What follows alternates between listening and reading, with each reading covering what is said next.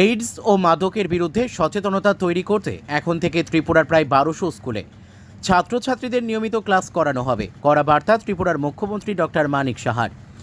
মঙ্গলবার আগরতলা প্রজ্ঞা ভবনে আন্তর্জাতিক যুব দিবস উপলক্ষে আয়োজিত বেল অফ অ্যাওয়ারনেস শীর্ষক এক অনুষ্ঠানের উদ্বোধন করেন ত্রিপুরার মুখ্যমন্ত্রী ডক্টর মানিক সাহা। ত্রিপুরা শিক্ষা দপ্তর ও স্বাস্থ্য দপ্তরের যৌথ উদ্যোগে আয়োজিত এই অনুষ্ঠানে বক্তব্য রাখতে গিয়ে মুখ্যমন্ত্রী বলেন, এখন থেকে এইডস ও মাদকের বিরুদ্ধে সচেতনতা তৈরি করতে ত্রিপুরার প্রায় ১২০০ স্কুলে ছাত্রছাত্রীদের নিয়মিত ক্লাস করানো হবে। অষ্টম শ্রেণী থেকে দ্বাদশ শ্রেণী পর্যন্ত ২,৩১,০০০-এরও বেশি ছাত্রছাত্রী এই সচেতনতামূলক ক্লাসের আওতায় আসবে। অনুষ্ঠানে উপস্থিত ছিলেন ত্রিপুরা স্বাস্থ্য দপ্তরের সচিব কিরণ গির্তে দিনকারাও, শিক্ষা দপ্তরের বিশেষ সচিব ডক্টর রাভেল হেমেন্দ্র কুমার, স্বাস্থ্য অধিকর্তা ডক্টর তপন মজুমদার, বিদ্যালয় শিক্ষা দপ্তরের অধিকর্তা এনসি শর্মা সহ অন্যান্যরা।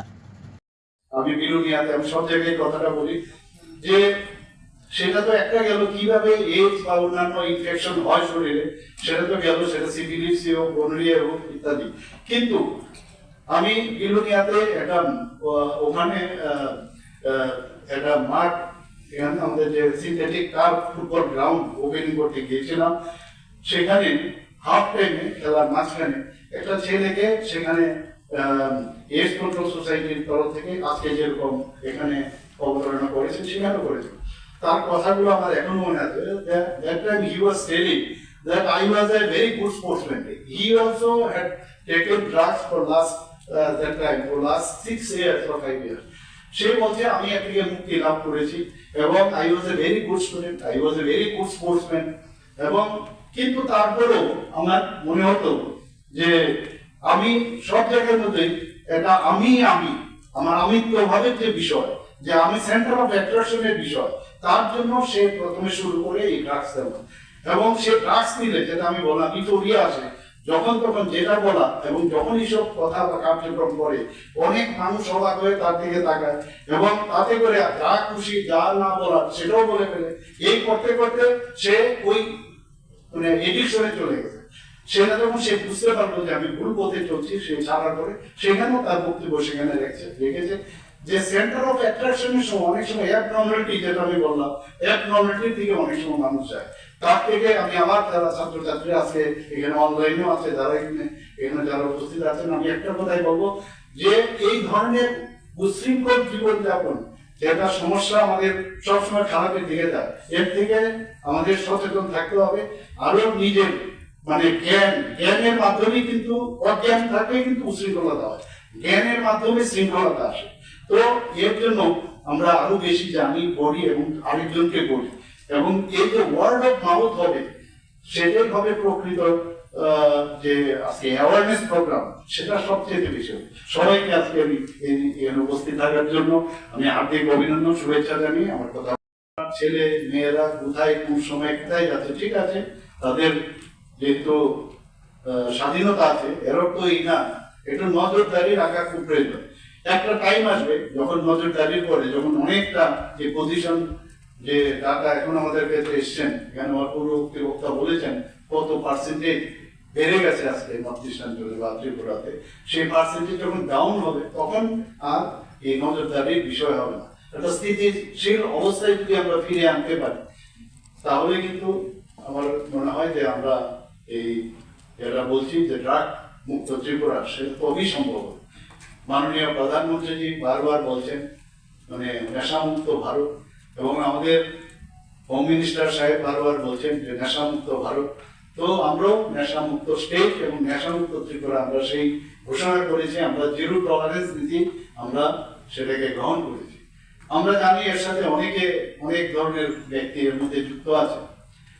আমি প্রায়শ যারা আমাদের বিভিন্ন এজেন্সি যারা আছেন তাদের সাথে আমি মিটিং করি, এবং আমি ডিজি সাহেবকেও বলেছি কাউকে যেন ছাড়া না হয়। কিন্তু এটা একা এজেন্সি বা গভর্নমেন্টের পক্ষে সেটা সম্ভব হবে না।